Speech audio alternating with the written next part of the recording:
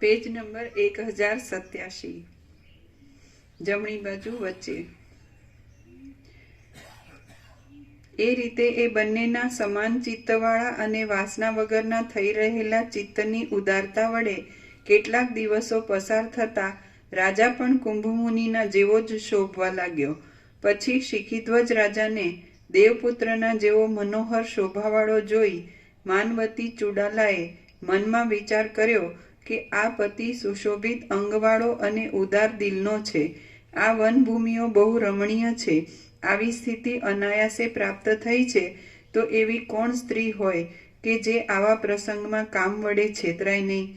જીવન મુક્ત બુદ્ધિવાળા છતાં જેઓ દૈવ કેવું કીધું વકીલની આમ એની એક્સપ્રેશનની સ્ટાઇલ કેવી છે એમ પેલો કીધું ને શૈલી. કામથી છેતરાય નહીં એનો અર્થ એમ કે કામથી છેતરાવાય છે. સમજવું મુશ્કેલ, વાંચી જાવ ન ખબર પડે.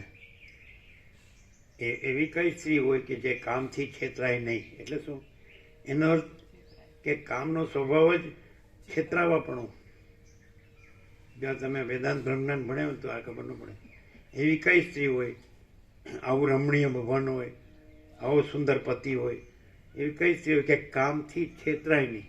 એટલે કામ છેતરાવાની વસ્તુ છે, એનો સ્વભાવ કહી દીધો. પહેલાં મેં કીધું ને કે મોહ આ સારી છે, આ ડેફિનેશન બધી વેદાંત બ્રહ્મજ્ઞાનમાં ન મળે. સમજાય?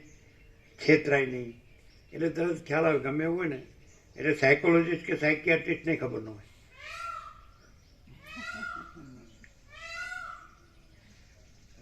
સચ્ચિત આનંદ ઓમ તત્સત. સરસ્વતી તૈયાર જ છે.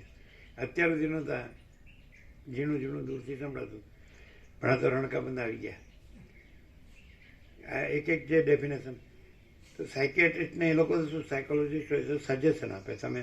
તમને કાંઈ થયું નથી, તમે સારું છે, તમે આત્મા છો, તમે સત્ય છો, ચૈતન્ય છો, આનંદ, તમને શાંતિ જ છે, તમને કાંઈ થયું નથી એમ. તો એને પોતાને ખબર ન હોય. એક મુસલમાન ન્યુરોલોજિસ્ટ હતો, મગજનો ડૉક્ટર, એ આવેલો. એને બ્રાહ્મણ પત્ની હતી. તમે હતા ને? હે અનિર્દેશમાં આવ્યો હતો ને? એ આવ્યો હતો એટલે કે હું ભાગ્યશાળી છું, મને બ્રાહ્મણ પત્ની મળી. પોતે મુસલમાન ડૉક્ટર, ન્યુરોલોજિસ્ટ. એકરાર કરતો અને સ્વીકાર કરતો હતો કે અમે તો ખાલી સજેશનના જ પૈસા લઈએ, આવો પ્રકાશ અમારામાં ન હોય. તમે હતા? તમે હતા? સાંભળ્યું હતું? એ બોલ્યા ત્યારે, એ હતા ત્યારે ન્યુરોલોજિસ્ટ, મગજના ડૉક્ટર.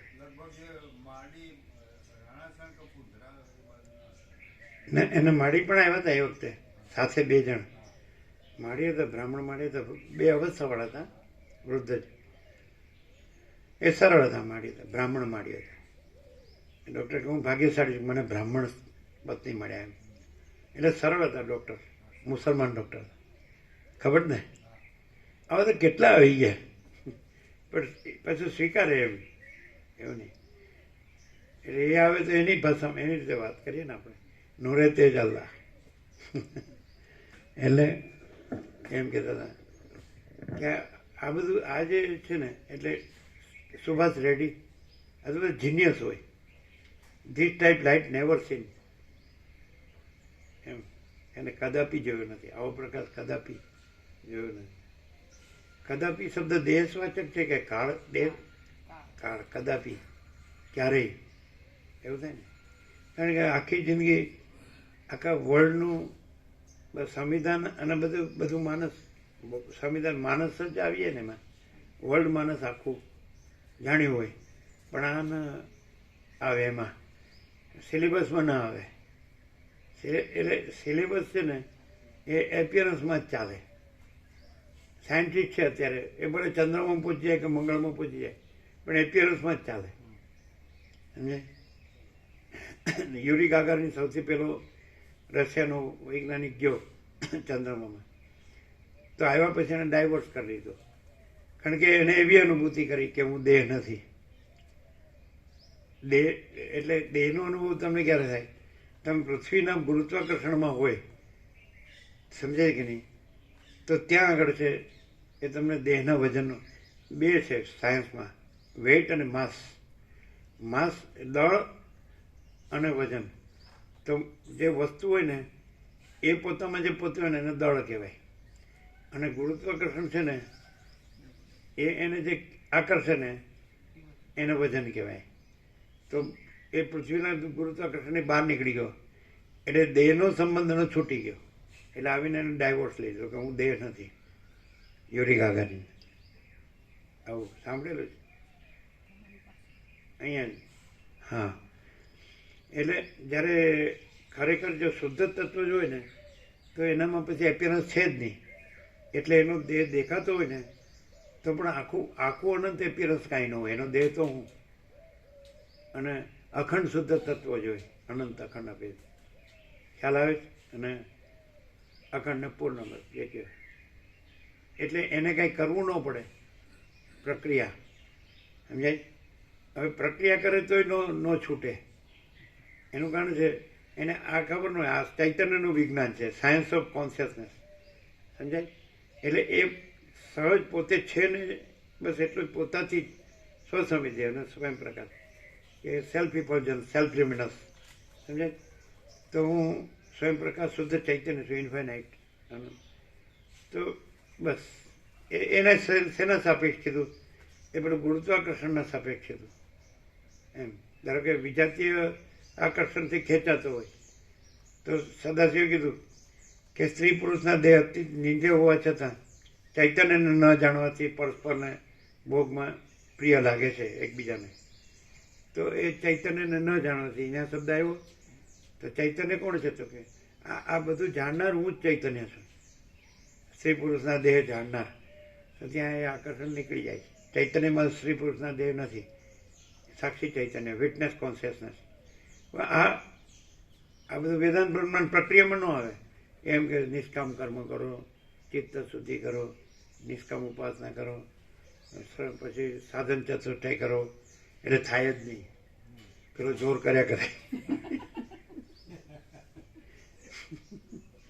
એવું, સમજાય.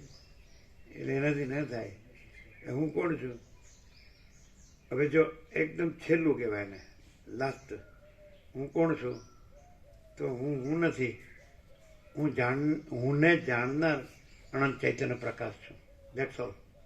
પૂર્ણ વિરામ.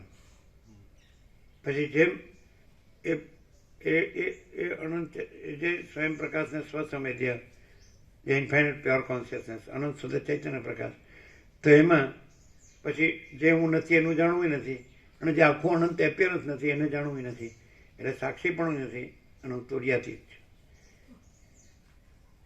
તુર્ય નથી, સમષ્ટિ સાક્ષી તુર્ય પણ નથી. વ્યષ્ટિનો સવાલ નહીં, એમાં આવી ગયો ઓલ ઇન્ક્લુઝિવ.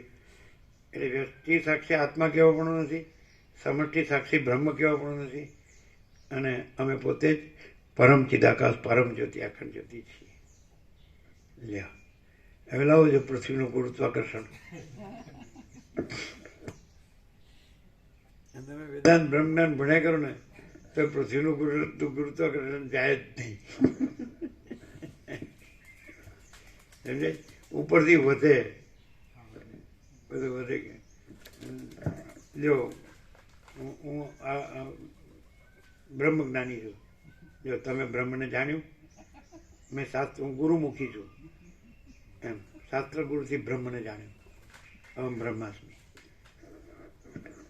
જો તમે શબ્દ બુદ્ધિ જાણશો ને તો ભાર ચાલુ રહેશે, કદાચ ભાર વધશે.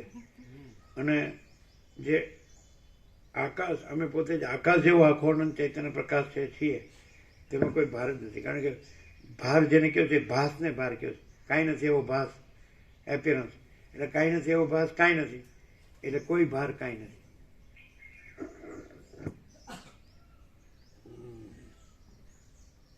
ન સમજાયું છે